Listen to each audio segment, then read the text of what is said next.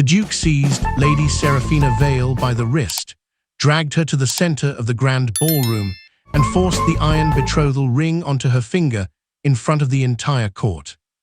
Her cheeks burned, every noble eye watched. Tomorrow the scandal sheets would call her the Duke's broken prize. Her family name, already ruined, would be erased forever. No suitor would ever approach her again. She would live the rest of her days as his humiliated ornament or be discarded when he tired of the sport. Alistair Blackwood stepped closer, voice low and triumphant. Look around, Seraphina. Every lord and lady here owes me their titles, their lands, their silence. No one will lift a finger to stop this. You belong to me now, body, name, and future. A boy no older than 12 pushed through the stunned crowd. He wore the deep purple of the royal house. Without bowing, without asking permission, Prince Julian Ashford stepped between them, took Seraphina's hand from the Duke's grip, and placed a massive gold signet ring in her palm, the ancient seal of the true royal line. Gasps ripped across the room. Alistair's smile froze. The boy looked straight at the Duke and spoke one calm sentence. That ring means she is no longer yours to command. Seraphina closed her fingers around the seal. If she used it now, the Duke's forged title would collapse, his allies would turn, and the crown itself would demand his head. But claiming it would also brand her son a target and mark her as the woman who could bring down an empire in a single night. What would she choose? If you love dramatic royal stories like this one, make sure you subscribe to the channel. Chapter 1, Shadows of the Past. The iron gates of Blackwood Manor groaned open like the jaws of a beast that had finally caught its prey. Seraphina Vale stepped from the carriage without assistance, her black mourning veil fluttering in the night wind. She had not worn mourning for her father in 3 years, not since Alistair Blackwood's soldiers dragged him from the great hall of Vale Keep and hanged him from the East Tower for treason against the crown. Tonight she wore it for herself.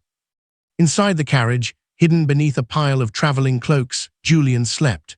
12 years old, dark hair curling against his cheek, the royal signet ring already too large for his slender finger. She had slipped it onto his hand herself when he was 3, whispering the words her own mother once spoke to her. This is who you are, never forget. Now the weight of it could kill them both. A footman approached, torchlight carving hollows under his eyes. His grace awaits you in the solar, my lady, alone. Seraphina lifted her chin. My son remains in the carriage. Tell the Duke I will not leave him unguarded. The footman hesitated, then bowed and retreated. She waited until his footsteps faded before she leaned back inside the carriage and pressed a kiss to Julian's forehead. Stay hidden, no matter what you hear, no matter what they say, you do not exist tonight. His eyes opened, bright and unafraid. He'll hurt you. He already has. She tucked the cloak tighter around him. But he will not touch you. I swear it on the blood that runs in your veins. She closed the door softly and turned toward the manor. The great hall smelled of old money and fresh fear. Candelabras burned high, throwing long shadows across tapestries that still bore the crest of House Vale, someone's cruel joke. Alistair Blackwood stood at the head of the long table, wineglass in hand, the ruby liquid catching the light like fresh blood. He did not rise when she entered. You kept me waiting, he said. You kept me alive, she answered, a mistake you will soon regret. His laugh was short, sharp, bold words for a woman whose father swung because he dared refuse me. He set the glass down with deliberate care. I have decided how you will repay that debt. You will marry me, tomorrow, before the entire court. Seraphina felt the floor tilt beneath her. She had expected humiliation, exile, perhaps even a quiet knife in the dark. Not this, not a public chaining that would make her the living symbol of his victory. Why now? She asked, voice steady even as her pulse roared. Because the crown grows restless, whispers of a lost royal line, bastard claimants crawling out of the woodwork. He stepped closer, close enough that she could smell the cedar and iron on his skin. A marriage to the last daughter of a disgraced house will silence them. You will stand beside me at every banquet, every council, every execution. You will smile while they call you Duchess Blackwood. And when I am finished using you, I will decide whether you live out your days in a tower or a grave. She forced herself to meet his gaze. "And if I refuse?" His smile was almost tender. "Then the boy in the carriage dies tonight, slowly, in front of you, and the crown will thank me for ridding them of another false claimant." The air left her lungs, he knew. How long had he known? She kept her face blank, years of court training locking every muscle. "You think I would bring a child into your reach? I think you would do anything to keep him breathing." Alistair tilted his head. "The scouts watched you leave the abbey 2 weeks ago. They saw the boy's face when the wind caught his hood. The same eyes as the old king, the same jaw. Tell me, Seraphina, did you truly believe you could hide a prince forever?" Her hand curled into a fist at her side. The ring was still warm from Julian's skin. Proof, weapon, death sentence. Alistair stepped even closer. "Tomorrow you will stand before the altar and speak the vows. You will place your hand in mine and let the priest bind us. And when the crown settles on my brow at last, you will kneel and kiss the ring that should have been yours by blood." He reached out, brushed a stray lock of hair from her cheek. She did not flinch. Or he continued softly, "I can send men to the carriage right now. Your choice." Silence stretched between them, thick as smoke. Then Seraphina lifted her chin, voice low and lethal. "Send for the priest." Alistair's eyes narrowed, searching for the lie. She gave him nothing. He smiled, slow, victorious, and turned to summon a servant. The moment his back was turned, Seraphina slipped one hand into the hidden pocket of her cloak and closed her fingers around the hilt of the dagger she had carried since the night her father died. Tomorrow she would stand at the altar. Tomorrow she would speak the vows. And tomorrow, when the Duke believed he had won everything, she would show him exactly what a mother with a prince in her blood was willing to do to keep him safe. The servant returned with parchment and quill. Alistair dipped the pen and held it out to her. "Sign the betrothal contract, my lady." Seraphina took the pen. Her hand did not shake. But in the shadowed gallery above the hall, unseen by either of them, a small figure pressed himself against the balustrade. Julian, cloak discarded, eyes wide with fury and fear. He had heard every word. And the royal signet ring on his finger suddenly felt heavier than a crown. Chapter 2, The Coerce Ceremony. The cathedral bells tolled 13 times as Seraphina Vale walked the aisle alone. No father to give her away, no mother to adjust her veil, only the echo of her own footsteps on black and white marble and the weight of 200 noble gazes boring into her back like arrows already loosed. She wore white Alistair's order, pristine silk that mocked every funeral she had attended since her family's fall. The bodice was laced so tightly she could barely draw breath, a deliberate cruelty. At the altar, Duke Alistair Blackwood waited in midnight velvet, the silver circlet of a future king glinting on his brow. His smile was the slow curl of a predator that had already tasted blood. The priest's voice trembled as he began. "We are gathered in the sight of God and this court to join this man and this woman in holy matrimony." Seraphina stopped 3 paces from the altar. She lifted her chin and met Alistair's eyes. For one heartbeat, the entire cathedral held its breath. Then she stepped forward and placed her hand in his. His fingers closed like iron manacles. "Wise choice," he murmured, lips barely moving. "I would have hated to send the guards for the boy." She answered without turning her head. "You speak as though you've already won." "I have," he squeezed until her knuckles whitened. "Sign the register after the vows and the crown is mine. Your signature makes it legal. Your silence makes it unbreakable." The priest cleared his throat. "Do you, Alistair Blackwood, take this woman?" "I do," Alistair cut in, voice ringing off the vaulted ceiling. The priest swallowed. "And do you, Seraphina Vale, take this man?" Seraphina's gaze flicked to the side transept. In the shadows between pillars stood a small figure cloaked in grey wool. Julian, he had disobeyed her. Again, his eyes were wide, furious, terrified. The royal signet ring caught a stray beam of candlelight and flashed like a warning beacon. She looked back at Alistair. "I do." The words tasted like ash.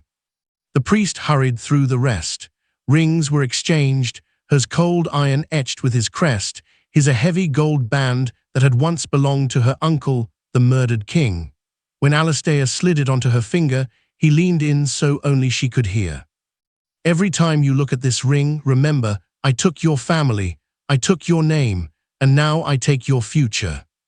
Seraphina smiled, small, sharp, lethal. "And every time you look at me, remember this, I am still breathing." The priest pronounced them man and wife. No applause followed. Only a low, uneasy murmur rolled through the pews like distant thunder. Alistair turned them both to face the congregation. "Behold your new Duchess Blackwood," he announced, "the last of House Vale, bound forever to the man who ended it." He lifted her hand high, displaying the iron ring like a trophy. That was when the first noble stood. Lord Cashen Thorne, once her father's closest ally, now visibly richer under Blackwood's rule, stepped into the aisle. His face was pale but resolute. "Your Grace," he said, voice carrying, "there is an irregularity." Alistair's grip on Seraphina's hand tightened to the point of pain. "Speak plainly, Thorne, or hold your tongue." Cashen lifted a folded parchment sealed with crimson wax. "This is a copy of the Royal Succession Charter, signed by the late king himself. It names the true heir in the event of no direct issue." He broke the seal with deliberate slowness. Alistair's smile never wavered, but something dangerous flickered in his eyes. The late king had no children. Everyone here knows that. Cashen unfolded the parchment. "Not no children, one hidden, born in secret, acknowledged only in this document." A ripple of shock moved through the cathedral. Seraphina felt Alistair's pulse jump against her wrist. Cashen raised his voice. "The boy who carries the blood of the old line is alive, and he stands among us." Every head turned. Julian stepped out from the transept shadows. The grey cloak fell away. Deep purple velvet gleamed beneath, royal colors no child should dare wear in this hall. He walked forward with the unnatural calm of someone who had rehearsed this moment in nightmares. Alistair released Seraphina's hand so suddenly she nearly stumbled. The Duke's voice, dropped to a lethal whisper meant only for her, "You brought him here." She met his gaze without flinching. "I didn't have to, he came for me." Julian stopped at the foot of the altar steps. He looked up at Alistair, not with fear, but with the cold certainty of a prince who had waited 12 years to claim what was his. He raised his hand. The massive gold signet ring caught every candle flame in the cathedral and threw it back like 1,000 tiny suns. "This," Julian said clearly, "belongs to the true king." Alistair laughed once, harsh, disbelieving. Then he lunged. His hand shot out to seize the boy by the throat. Seraphina moved faster. She stepped between them, palm flat against Alistair's chest, shoving with every ounce of strength she possessed. The new Duchess Blackwood stood shoulder to shoulder with her son, facing down the man who had just married her. The cathedral erupted into chaos. Guards drew steel. Nobles surged to their feet. And from the high gallery, unseen until now, Lord Cashen's voice rang out one final time. "The charter is not the only proof." He raised a second document, smaller, older, stained with time and what might have been blood. It bears the Queen's own seal and her deathbed confession. Alistair froze. Seraphina felt the shift in the air. The moment, the balance of power cracked like glass underfoot. Julian's small hand found hers. She squeezed once. Then she looked straight at her new husband and spoke the words that would either save them or damn them all. "Read it aloud, Cashen." Alistair's face drained of color. Because the next words out of Lord Thorne's mouth would decide whether the Duke of Blackwood walked out of this cathedral a king or a traitor with a noose already knotted. Chapter 3, Whispers in the Dark. The heavy oak door of the ducal bedchamber slammed shut behind Seraphina with the finality of a tomb ceiling. Candles guttered in iron sconces, the room smelled of wax, cedar smoke, and the faint metallic tang of Alistair's anger. He stood by the massive four-poster bed, still wearing the midnight velvet from the ceremony, the silver circlet discarded on the dresser like a child's toy he no longer needed. "Strip," he said without preamble. Seraphina did not move. She remained near the door, back straight, white wedding gown pooling around her like spilled moonlight. "You think forcing me tonight will erase what happened in the cathedral?" Alistair crossed the room in 3 strides. His hand shot out, fingers closing around her throat, not hard enough to bruise, just enough to remind her how easily he could. "I think it will remind you who owns you now. The boy can wait in the antechamber. Guards have orders. If he tries to leave, they gut him." Her pulse hammered against his palm. She kept her voice level. "You married me in front of 200 witnesses. The charter is read. The ring is shown. Killing my son now would make you a murderer in open court, not a king." His grip tightened for a heartbeat, then released. He stepped back, smiling thinly. "Then perhaps I'll keep him alive. A pretty pet for my new Duchess, something to look at while you learn obedience." Seraphina let the insult slide past her. She walked to the dressing table, fingers trailing over the silver-backed brushes and perfume vials as though appraising spoils.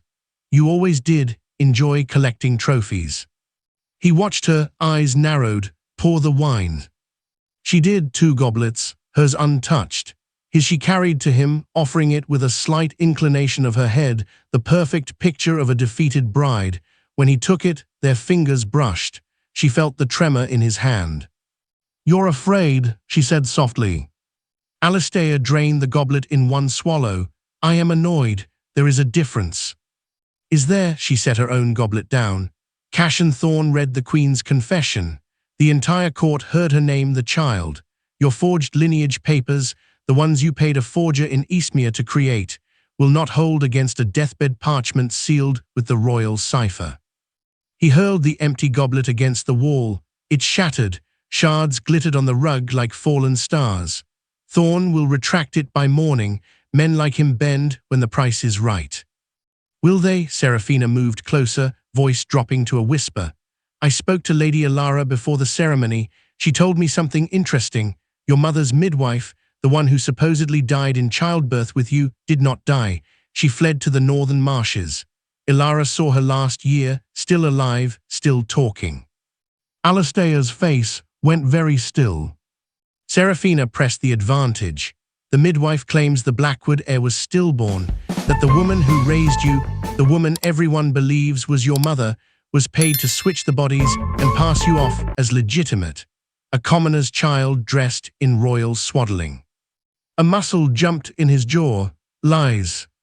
"Perhaps," Seraphina tilted her head, "but lies can be proven or disproved. Send for the midwife. Let her speak before the council. Let her look you in the eye and tell the truth." He lunged again, this time not for her throat, but for her wrist. He twisted until she gasped. "You think you can blackmail me in my own bedchamber on our wedding night?" "I think," she said through clenched teeth, "that you are running out of time. The nobles are already whispering. If they believe even a fraction of the rumor, your claim crumbles, and Julian's rises." Alistair released her so abruptly she staggered.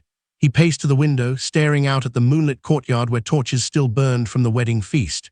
"You want to play this game? Fine. Tomorrow I will convene the council.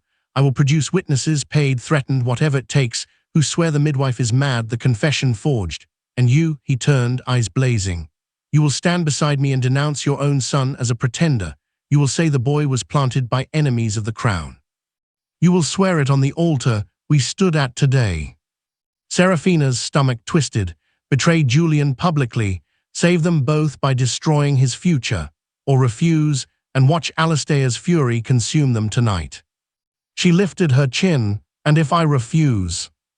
"Then I stop pretending to be merciful." He stepped close again, voice a venomous murmur.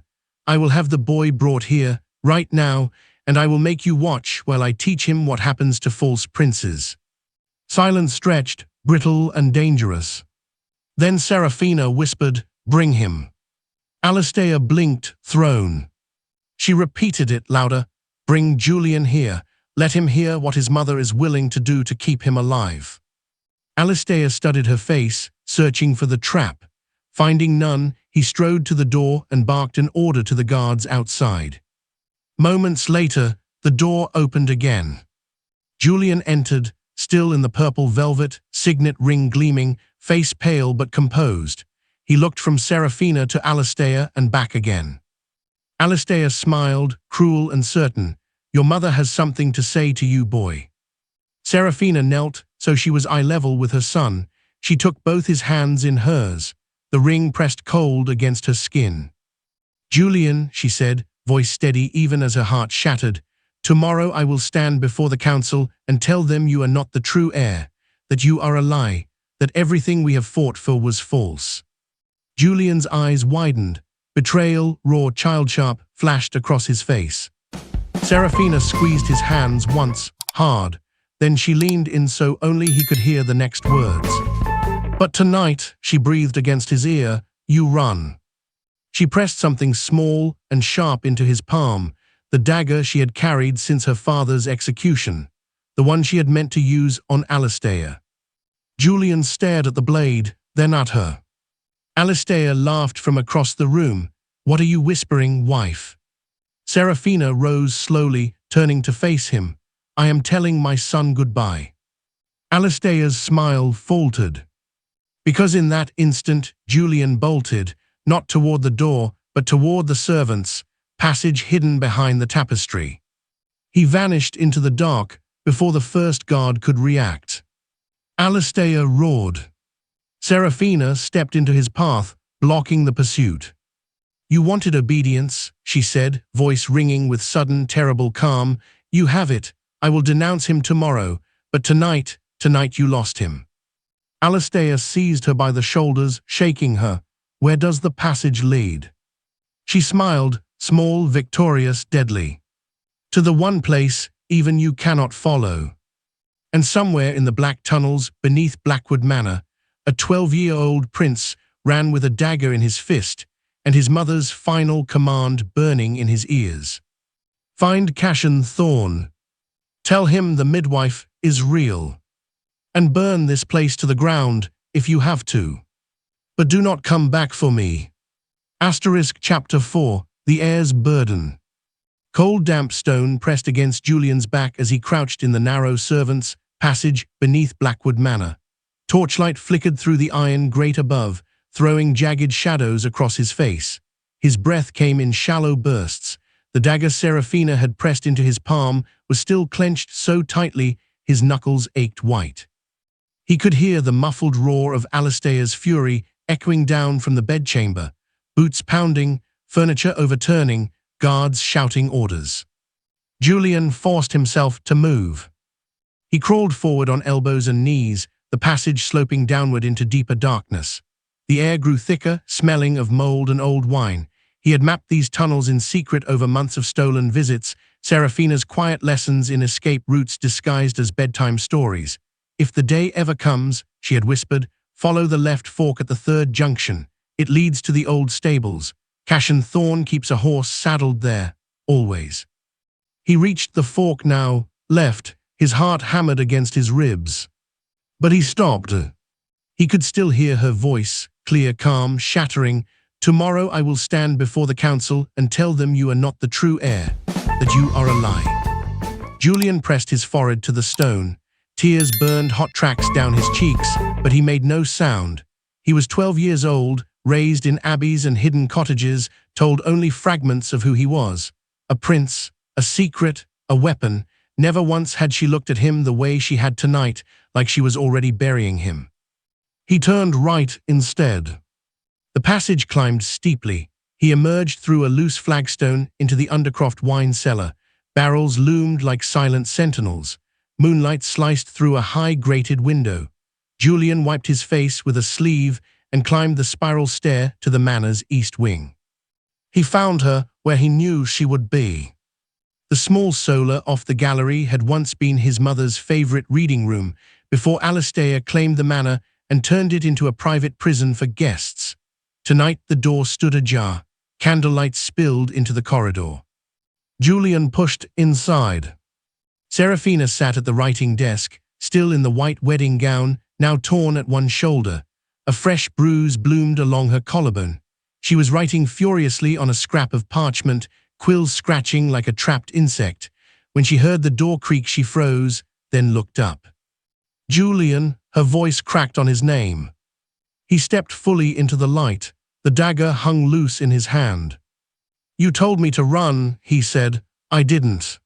She rose so quickly the chair scraped back. "You were supposed to find Cashin. You were supposed to be safe." "I needed to know why." He lifted his chin, the same stubborn angle she used against Alistair.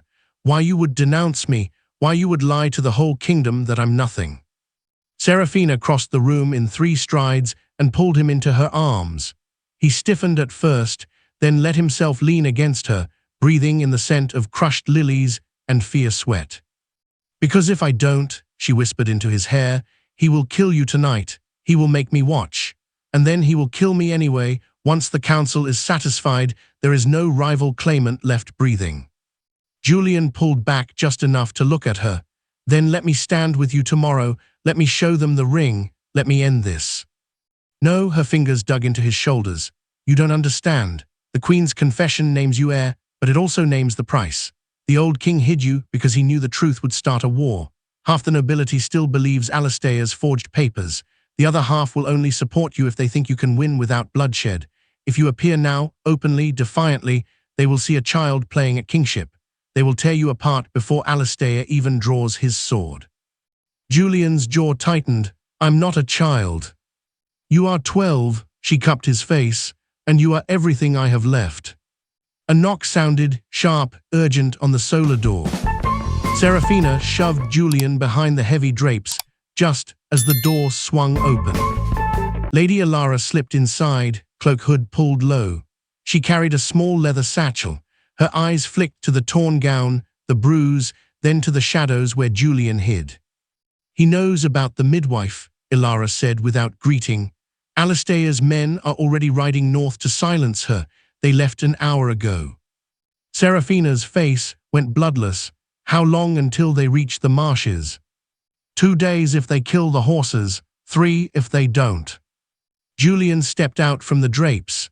Alara startled, then dropped to one knee before him. "My prince," she murmured. He ignored the title. "Can we reach her first?" Alara looked to Seraphina. "There is a faster way through the mountain pass, but it means leaving tonight. No escort, no protection, just the 2 of you and whatever you can carry." Seraphina stared at her son, the boy who had disobeyed her once already tonight, the boy who carried the blood that could topple an empire or drown them both in it. Julian met her gaze without flinching. "I'm not running again, not without you, and not without the truth." Seraphina closed her eyes for one long breath. When she opened them, the decision was carved into her expression, sharp, irrevocable. "We ride at first light," she told Alara. "Gather what we need, tell no one." Alara bowed and slipped out. Seraphina turned back to Julian. She took the dagger from his hand and slid it into her own belt. "If we fail," she said quietly, "they will burn us both as traitors. If we succeed, the midwife's testimony could destroy Alistair's claim forever, but it will also make you the target of every assassin in the realm."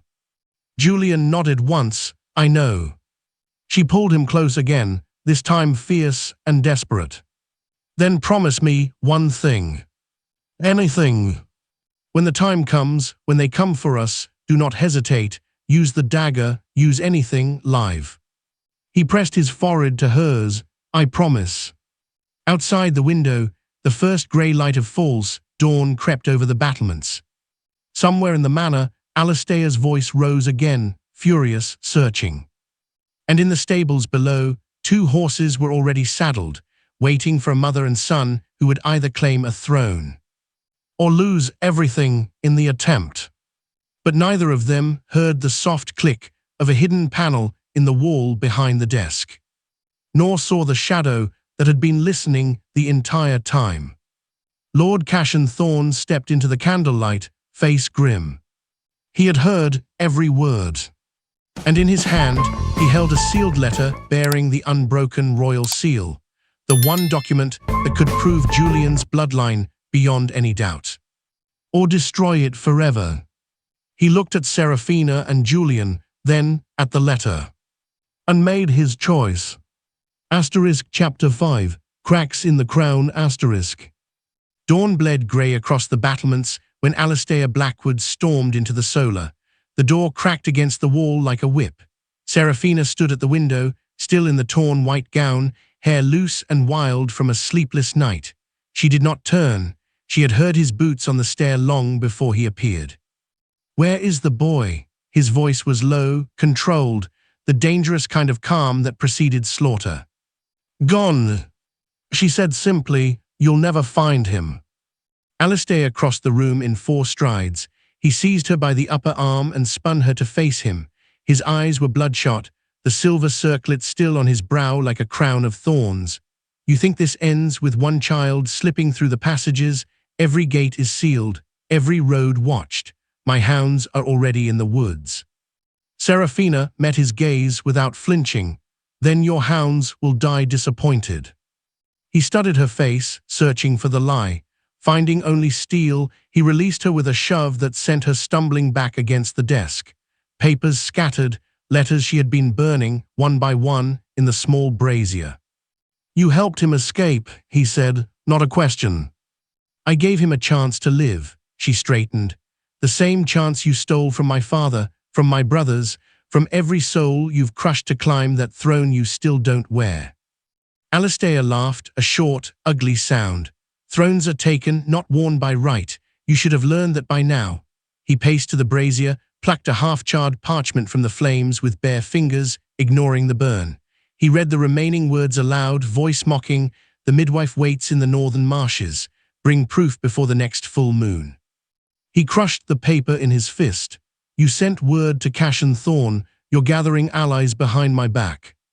Seraphina lifted her chin. "You married me yesterday. You don't own my thoughts." "I own everything else." He stepped closer. "And I will prove it." He snapped his fingers. 2 guards entered, men she recognized from the wedding, faces blank with practiced obedience.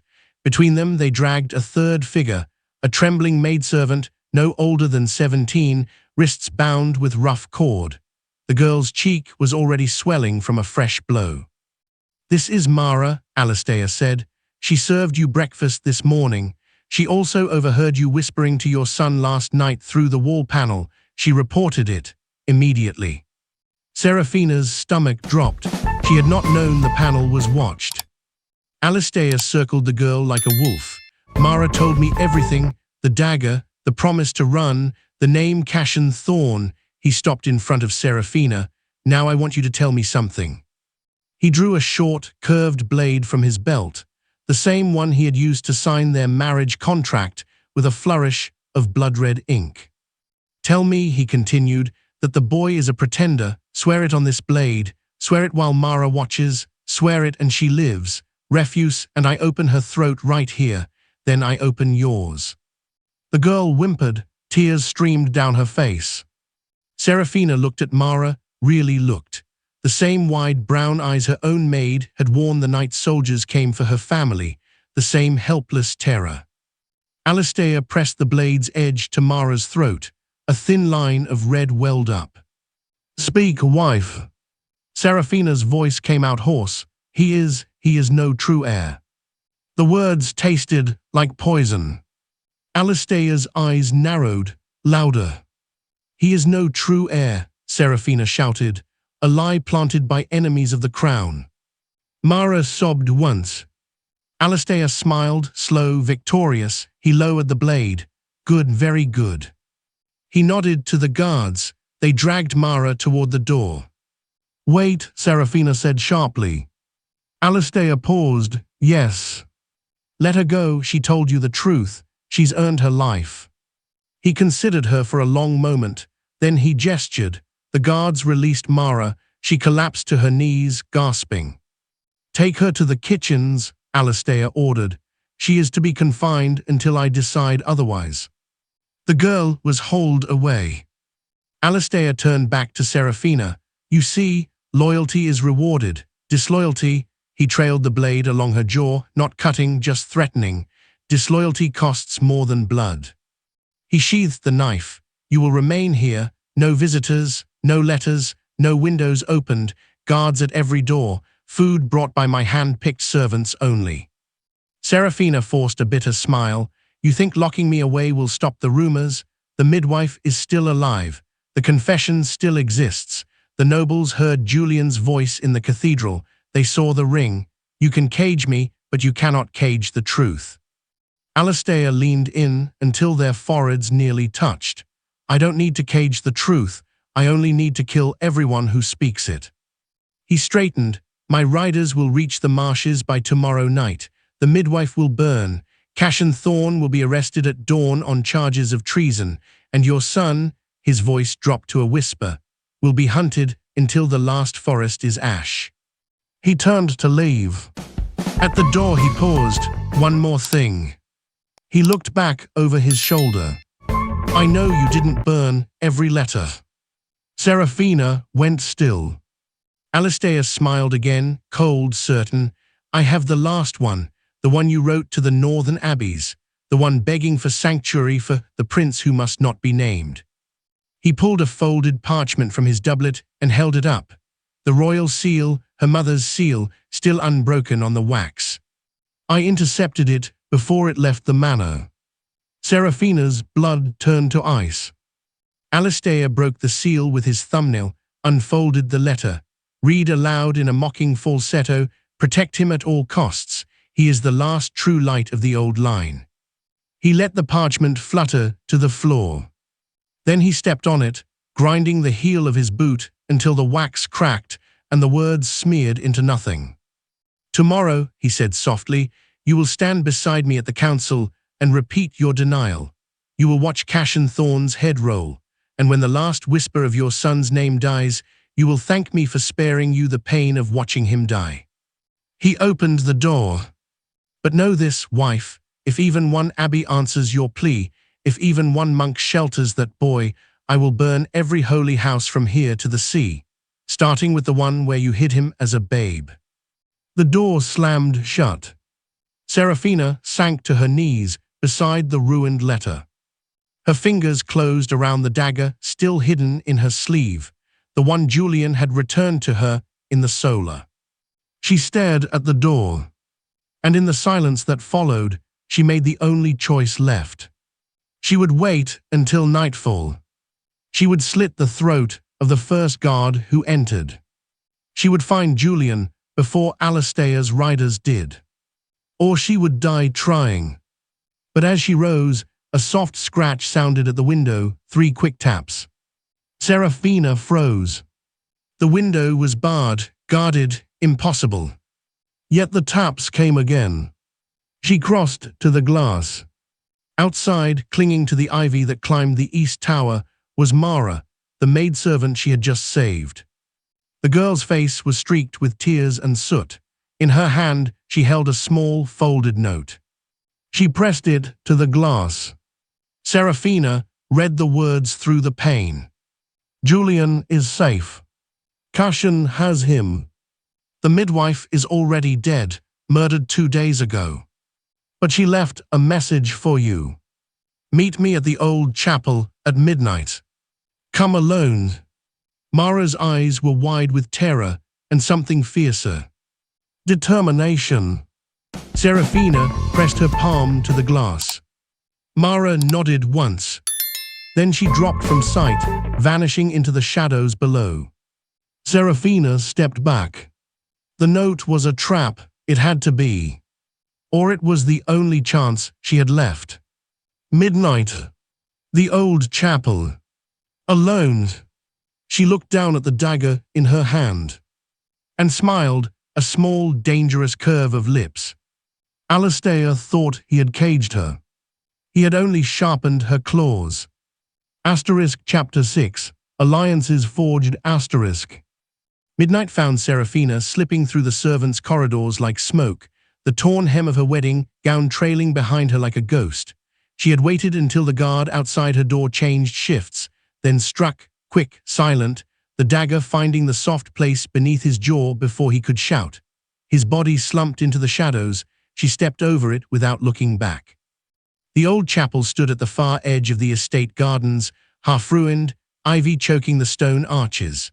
Moonlight sliced through broken, stained glass, painting the cracked altar in fractured crimson and blue. Mara waited inside, hood drawn low, a small lantern flickering at her feet. "You came," the girl whispered, voice trembling. Seraphina closed the distance in 3 strides. "The note said the midwife is dead." Mara nodded. 2 days ago, poison in her tea, but she left this.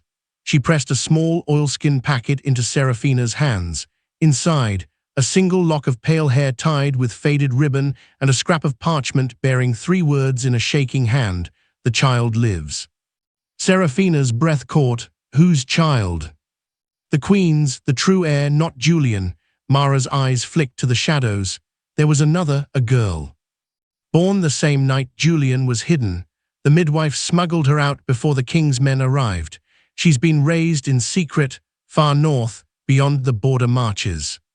Seraphina stared at the lock of hair, pale gold, not Julian's dark curls. Why tell me now? Because Alistair's riders will find nothing in the marshes but a corpse and rumors.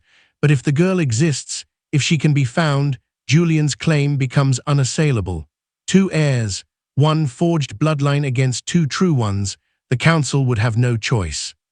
Seraphina closed the packet with shaking fingers. Where is she? I don't know, only that the midwife sent her to House Vera. Lord Harlan Vera's sister took the babe. Harlan is here tonight, waiting in the crypt below. Seraphina's pulse surged. Harlan Vera, once her father's sword brother, now a silent counselor who had grown rich under Alistair's rule. If he had sheltered the lost princess all these years. Mara led her down crumbling steps into the crypt. Torchlight danced across damp stone.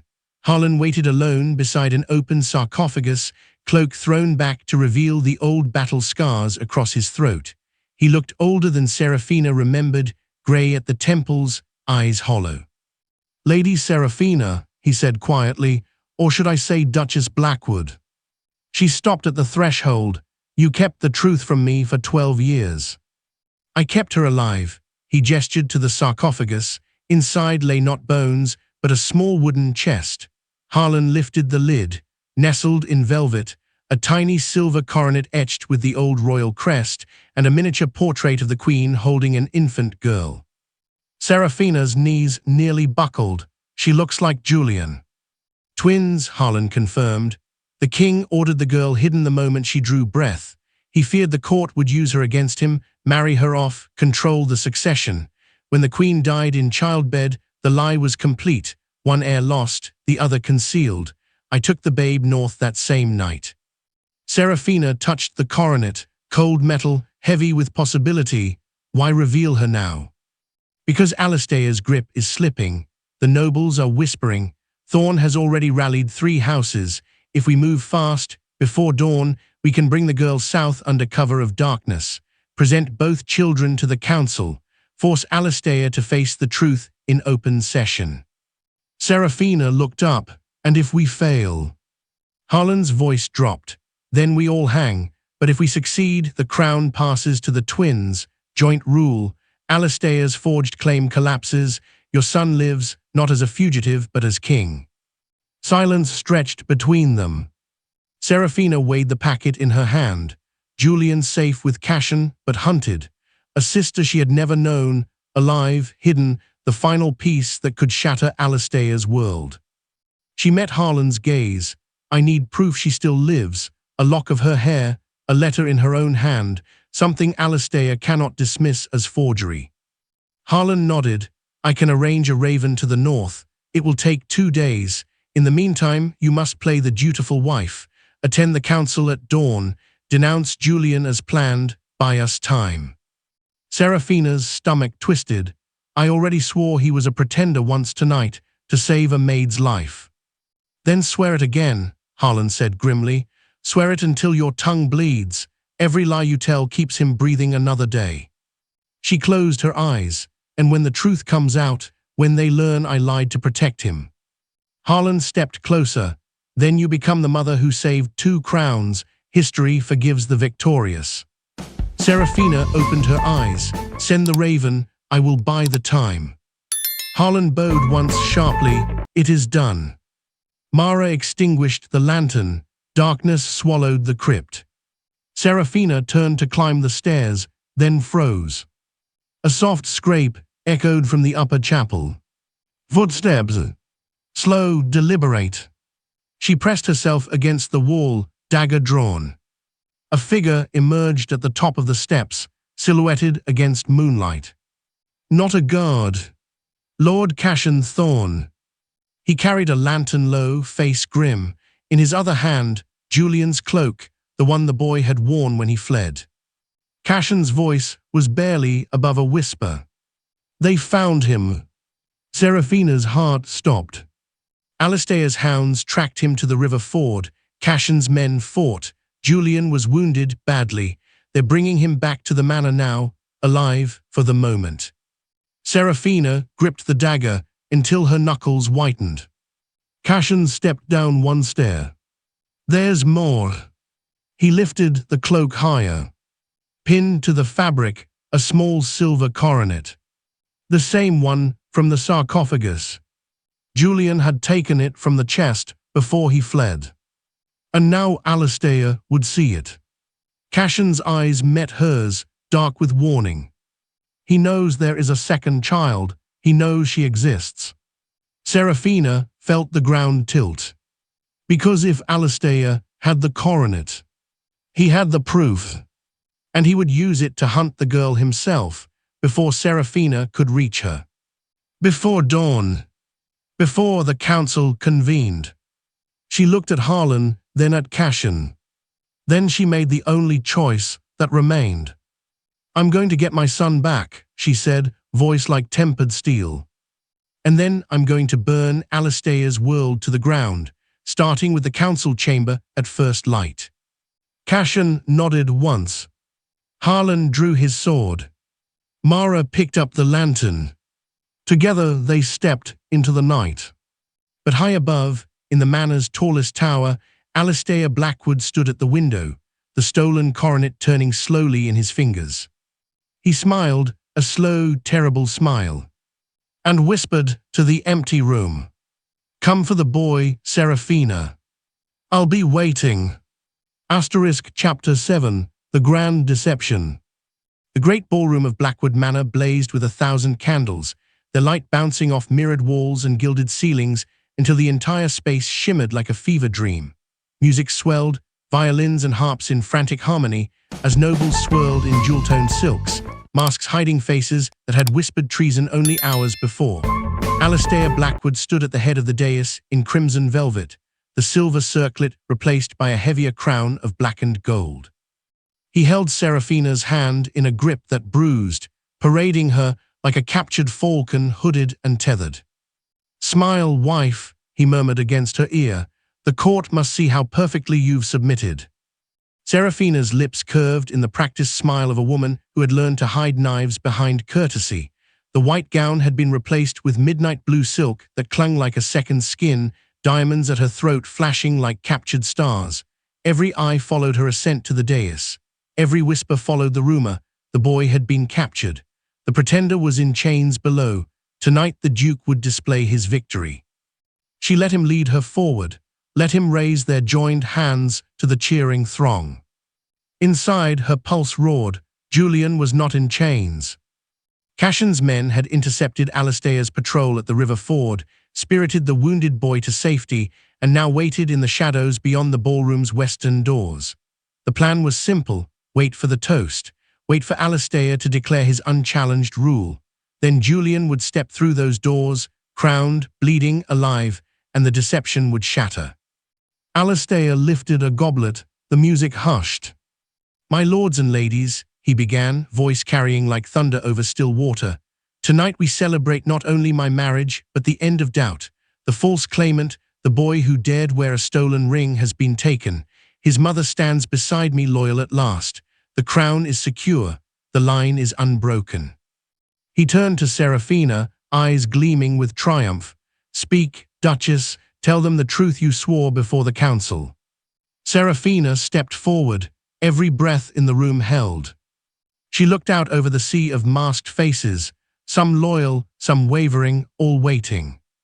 Then she spoke, voice clear and carrying. The boy is no pretender. Gasps ripped through the hall like torn silk. Alistair's grip tightened to bone-crushing. What did you say? Seraphina turned to him, smile gone cold. I said the boy is no pretender, he is the true heir, and he is here. She pulled her hand free with a sudden twist, the diamonds at her throat catching light as she raised both arms. The western doors burst open.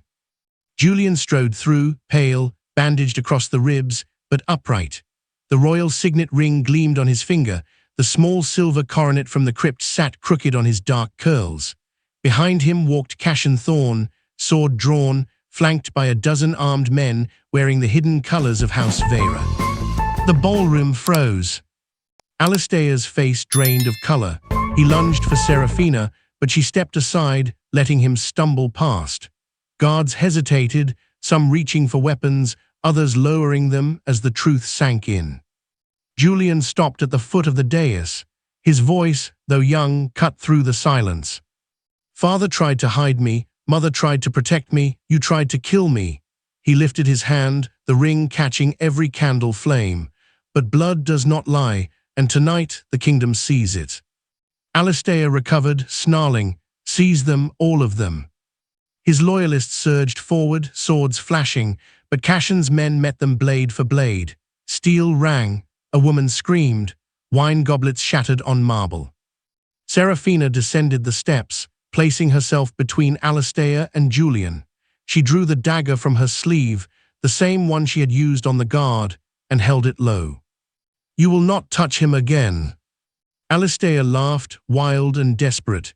You think this ends with one dramatic entrance? I have the council, I have the army, I have the forged charter. You have nothing, Seraphina cut in. The midwife is dead, yes, but her confession was never the only proof. She nodded to the gallery above. Harlan Vera stepped into view, holding a small girl of 12, no older than Julian, by the hand. She wore simple grey wool, but the coronet on her pale gold hair matched the one on Julian's head exactly. Twins, undeniable. The hall erupted. Alistair staggered back as though struck. The queen bore 2 children, Harlan called down. 1 son, 1 daughter, both hidden, both alive, your claim is dust. Alistair's gaze darted between the twins, then to Seraphina. Rage twisted into something colder, calculation. He raised his voice, loud enough for every noble to hear. Then let the council decide. Tomorrow at dawn, trial by combat, champion against champion. If my man wins, the children die as traitors. If yours wins, he smiled, thin and lethal, I will kneel. Seraphina felt the air shift. The nobles were listening, weighing, choosing sides in real time. Julian looked up at her, eyes fierce despite the pain. Mother. She knelt beside him, hand on his shoulder. We accept. Alistair's smile widened. But Seraphina continued, rising, the champions will not fight alone. She turned to the crowd. Any lord who believes in the true line may stand with us. Any who clings to a forgery may stand with him. Silence fell, thick, electric.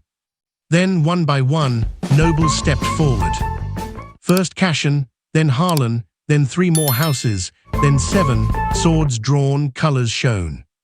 Alistair watched, his support melt away like snow in fire. When the movement stopped, nearly half the hall stood behind Seraphina and the twins. The other half remained with him, fewer, but armed, angry, desperate. Alistair drew his own blade. Then dawn it is. He pointed the sword at Seraphina. But know this, wife, when my champion's steel finds your son's heart, you will beg me to end you quickly. Seraphina met his gaze without blinking. And when my blade finds yours, she said softly, I will not grant the mercy.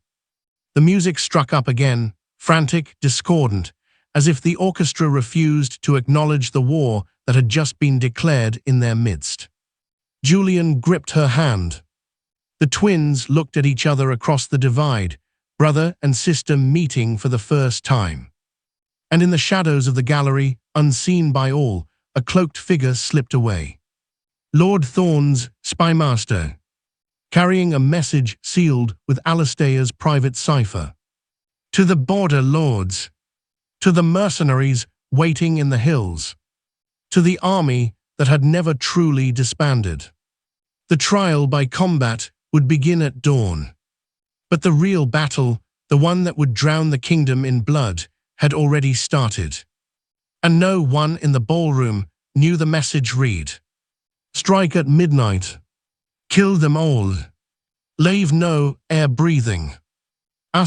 Chapter 8, The Shattering Reveal. The council chamber at dawn was no longer a hall of deliberation. It had become an armed camp. Sunlight sliced through high-arched windows, catching on drawn steel and the glint of Alistair's blackened crown.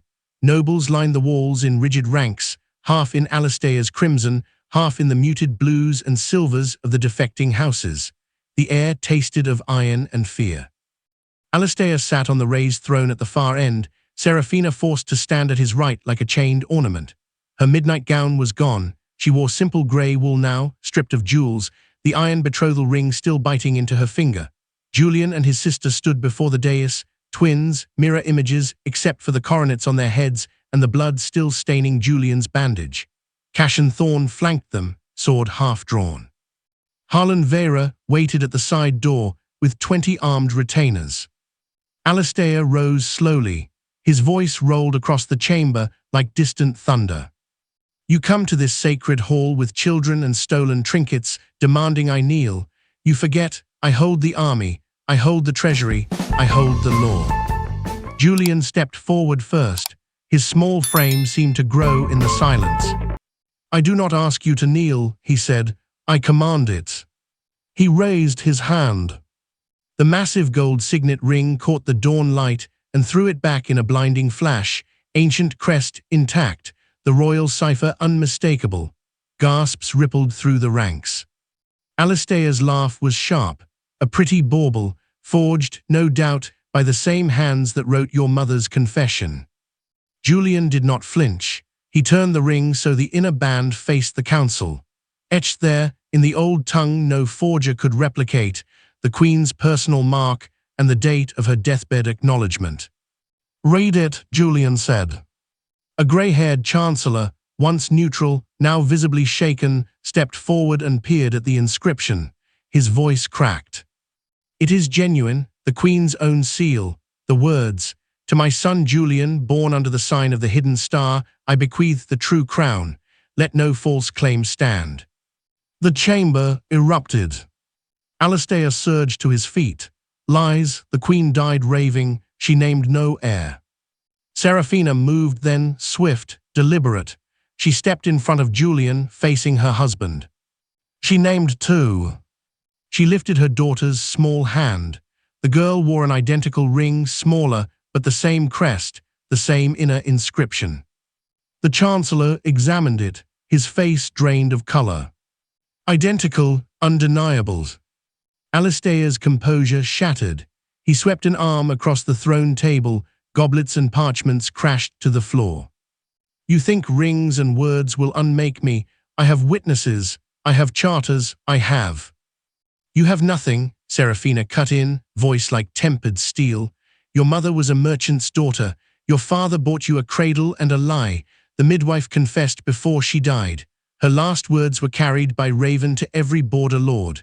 They are reading them now. Alistair lunged for Julian. Cassian met him halfway, steel clanging against steel. The twins were pulled back by Harlan's men as the chamber dissolved into chaos. Swords rang, shouts rose. A noble in crimson colors turned on his own ally, blade flashing, blood sprayed across marble. Seraphina seized the moment. She tore the iron betrothal ring from her finger and flung it at Alistair's feet. "I renounce you," she declared, loud enough for every ear. "I renounce this marriage. I renounce your crown. In the name of the true heirs, I call for judgment." The Chancellor raised both hands. By ancient law, when blood proof is presented, the false claimant must answer in combat or forfeit all. Alistair whirled, face twisted with rage. "Then combat it is. I will face the boy myself." Julian stepped forward again, small but unyielding. "No," he said, "you will not touch my sister or my mother ever again." He looked at Seraphina. A silent question passed between them. She nodded once. Julian turned back to Alistair. "But I will face you." A stunned hush fell. Alistair barked a laugh. "You, a child against a duke." "Not alone," Julian answered. He looked to his sister. The girl stepped beside him. Hand in hand, they faced Alistair as one. "Twins," Julian said. "Two blades, two crowns, one fight." The Chancellor's voice shook. "The law allows it. Joint challenge. If the heirs prevail, the false duke is stripped of title, lands, life." Alistair stared at the children, two small figures against his towering fury. Then he smiled, slow, venomous. "Very well." He drew his sword fully. The blade was black steel, etched with runes of conquest. "But know this, when I cut you down, I will make your mother watch, and when she begs for death, I will deny her." Seraphina moved between them again. "You will not touch them." She drew her own dagger, the one she had carried since her father's execution. Alistair's eyes narrowed. "You would die for them." "I would kill for them." The chamber held its breath. Then the doors at the far end burst open. A messenger, bloodied, breathless, staggered in. "My lords, word from the border." He dropped to one knee, gasping. "The northern lords have declared for the true heirs. Their armies march, 20,000 spears. They will reach the capital by dusk." Alistair's face went ashen. The messenger lifted his head. "And they bring the midwife's full confession, sealed, witnessed, delivered by Raven before she died. Every forgery exposed, every bribe named." Silence crashed down like a guillotine. Alistair looked from the messenger to the twins to Seraphina. His sword wavered. Then he did the only thing left to a cornered beast. He charged, straight at Julian. Seraphina threw herself forward, dagger raised. Cashen lunged to intercept. But it was the girl, the quiet sister who had never spoken, who moved fastest. She stepped in front of her brother, small hands outstretched. A pulse of raw power rippled through the air, unseen, unfelt by most, but unmistakable to those who knew the old blood. Alistair froze mid-stride, sword halted inches from the children. His eyes widened in shock. The girl's voice, soft, certain, cut through the stillness. "You will not harm us." Alistair's blade trembled, then dropped from nerveless fingers. He fell to his knees. Not in surrender, in agony. Blood bloomed across his chest, dark spreading. From behind him stepped Lord Cashen Thorne, sword red to the hilt. He had struck the killing blow, while Alistair was transfixed. Cashen looked down at the fallen duke. "You lost the moment you believed your own lies." Alistair coughed once, blood flecking his lips. His gaze found Seraphina. "Finish it," he rasped. She knelt beside him. For a heartbeat, something almost like pity flickered in her eyes. Then she leaned close. "You do not deserve mercy." She drove her dagger into his heart. Alistair Blackwood, the man who had toppled houses, forged crowns, murdered kings, died with a single choked gasp. The chamber exploded into sound, cheers from one side, wails from the other. Seraphina rose, blood on her hands, and turned to her children. Julian and his sister stared at the body. Then at her. She opened her arms. They ran to her. But as the twins clung to their mother, and the council began to chant the ancient words of ascension, a single figure slipped from the shadows at the rear of the hall. A woman in deep purple, veiled, silent. She carried a sealed scroll bearing the unbroken seal of the old queen. And she walked straight toward Seraphina. When she reached the dais, she lowered her hood. Long pale gold hair spilled free, the same shade as the girl. The woman looked at the twins, then at Seraphina. Her voice was quiet, but it carried to every corner. I am not dead. The queen, the true queen, had returned. And the crown was no longer the only thing at stake. The kingdom itself hung in the balance. Because if the queen lived, then who had died in childbed 12 years ago? And what other secrets had she carried into hiding? Asterisk Chapter 9, Rise of the Rightful Asterisk. The throne room still reeked of blood and smoke when Seraphina Vale stepped onto the dais at noon. Alistair Blackwood's body had been removed, dragged out by his own guards who now knelt in uneasy silence, but the blackened crown lay where it had fallen, cracked across the obsidian floor. Sunlight poured through shattered stained glass, painting jagged rainbows over the assembled nobles. Julian and his sister stood at Seraphina's sides, coronets gleaming, small hands clasped in hers. The twins looked impossibly young against the weight of the moment. The Chancellor's voice trembled as he read the proclamation. By blood proof undeniable, by combat concluded, by confession sealed and witnessed, Alistair Blackwood is stripped of all titles, lands, and life. The true heirs, Prince Julian Ashford and Princess Ilara Ashford, ascend by right of the Queen's own decree. Murmurs rose like wind through dry leaves. Some nobles bowed low. Others hesitated, eyes darting to the empty throne as though expecting Alistair to rise from the dead. Seraphina lifted her chin, her voice carried without effort. The heirs are 12. Until they reach their majority, I claim regency in their name, not as Alistair's widow, not as a disgraced daughter of Vale, as their mother, as the woman who carried the truth when no one else dared. She paused, letting the words settle. Any who dispute this may speak now, or forever hold your peace. Silence answered, thick, electric. Then Lord Harlan Vera stepped forward, sword hilt first in offering. I pledge House Vera to the true crown, to the twins, to you, Lady Regent. One by one, the defectors followed, Cashan Thorne, the border lords who had marched overnight, even some who had stood with Alistair until the final stroke. Their oaths rang out like hammer blows on anvil. Seraphina accepted each blade, touching the pommel without taking it.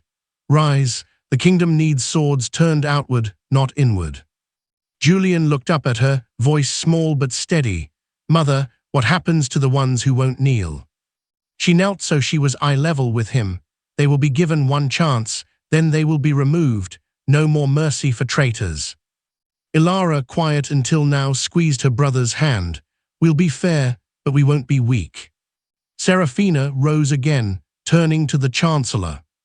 Proclaim it. The regency begins today. All Alistair's edicts are void, all his forged charters burned, all his prisoners released. The northern abbeys will be rebuilt. The families he ruined will be restored. Justice returns with the dawn. The Chancellor bowed. Scribes hurried forward with parchment and seals. But as the first quills scratched ink, the great doors groaned open. The Queen, the woman who had walked in veiled at the end of the trial, entered alone. No escort, no crown, only the same pale gold hair as her daughter, the same quiet certainty in her eyes. The chamber fell deathly still. Seraphina's breath caught. The Queen stopped at the foot of the dais. She looked first at the twins, long, searching, then at Seraphina. I am not here to claim the throne, she said, voice soft but carrying. I am here to confess. Gasps rippled outward. The Queen lifted her chin. 12 years ago, when the king died and Alistair moved against us, I did not die in childbed. I fled.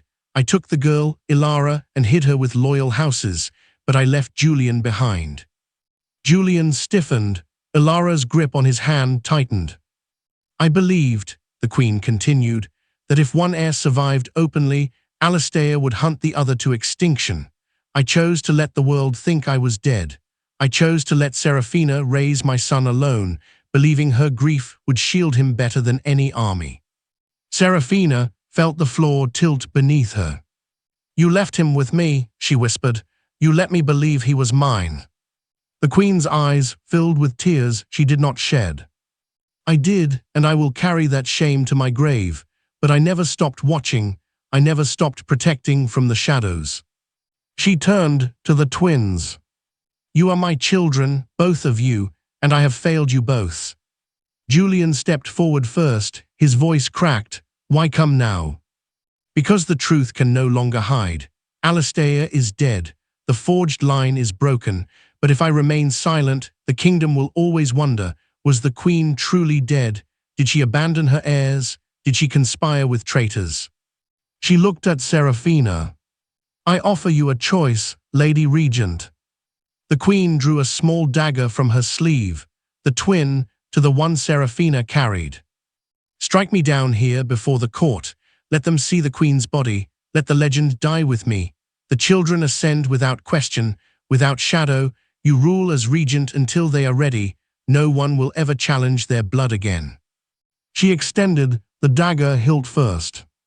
Or she continued, let me live. Let me stand beside you. Let me bear the shame publicly. Let the court decide my fate. Exile, imprisonment, death by their vote, but the truth remains whole. Seraphina stared at the dagger. The twins looked between their mother by blood and mother by choice. The chamber held its breath. Seraphina's hand closed around the hilt. She lifted the blade. Then she turned it, point to her own heart. No, she said. She dropped the dagger. It clattered across marble. I will not kill you to silence questions. I will not bury truth to secure power. She faced the Queen. You will stand trial, tomorrow, before the full council. Every secret laid bare, every choice examined. The people will decide your fate, not me, not revenge, justice. The Queen bowed her head once, slow, grateful. Seraphina turned to her children. And you, she said softly, will decide yours when you are ready. Until then we rule together, all four of us. Julian and Ilara nodded, small, solemn. The Queen stepped up onto the dais. 4 figures now stood before the throne, mother by blood, mother by choice, son, daughter. The Chancellor raised his voice. The regency is affirmed. The trial of the Queen will convene at dawn. Cheers erupted, uneven, ragged, but growing. Seraphina looked out over the hall. Then she looked at the cracked crown on the floor. She stepped forward and crushed it beneath her heel. The sound echoed like breaking chains. But as the nobles began to disperse, a single whisper reached her ears from a hooded figure at the rear. A spy, one of Alistair's last. The border lords are not coming to kneel. Seraphina's blood chilled. They are coming to burn the capital. She turned to Cashan. Double the watch, seal the gates. Cashan's face darkened. They outnumber us 3-1. Seraphina looked at her children, at the Queen, at the throne that waited empty. Then we fight, she said. Not for a crown. She placed a hand on each twin's shoulder. For them. The doors closed behind the last departing noble. Outside, the sun sank toward the horizon. And on the distant hills, torches began to bloom like deadly flowers. The war was not over. It had only just begun. If this tale of twisted revenge and triumphant revelation left you cheering for Seraphina's justice, give this video a thumbs up to show your love for stories where the oppressed rise up.